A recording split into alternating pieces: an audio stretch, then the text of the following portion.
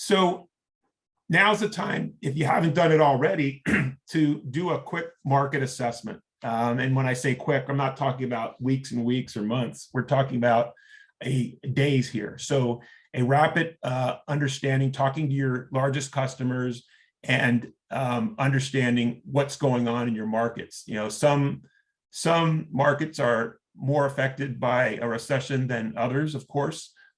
You have some markets like healthcare or some of the consumer staples industries that are less affected by recessionary times. So it's important to understand that. Many of you, I'm sure, have an ongoing market assessment capability. And then you can look at different scenarios and do your scenario analysis, figure out what time horizon are we looking at? And you're making assumptions. There's lots of unknowns. You're making assumptions around how long the recession might last. Is it V-shaped or L-shaped? You're making lots of assumptions. So this isn't, what I'm showing here is this 2x2. What we often, this is an effective exercise we run with our clients where we identify what are those scenario assumptions, and we map them according to how impactful they are and how much confidence we have in those assumptions. And the ones that are in the upper right are the ones we really want to monitor closely and validate or invalidate by talking to our customers and keeping a close eye on those.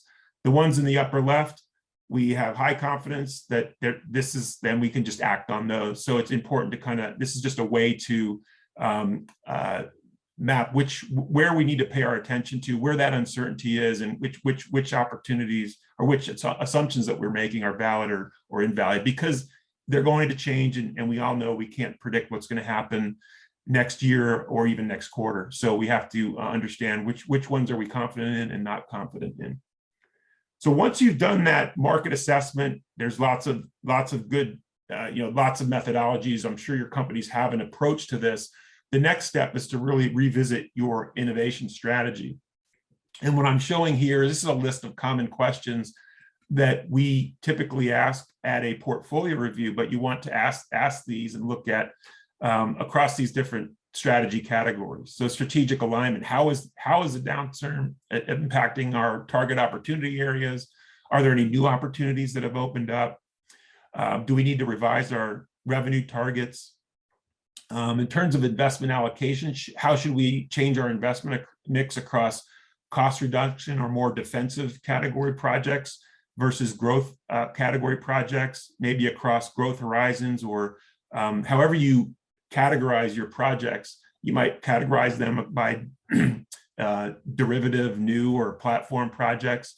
So how is that mix going to change in when there's tough times ahead?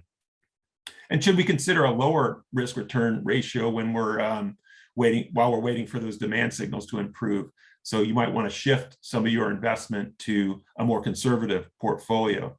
And then in terms of priority, are there opportunities that we should kill right away, some of those dormant projects, or are some that we should accelerate? So this whole process is about pruning your portfolio of those low value, less promising projects and reallocating resources to your higher priority projects. And this is just a list of questions you might want to ask yourself when you're resetting that strategy.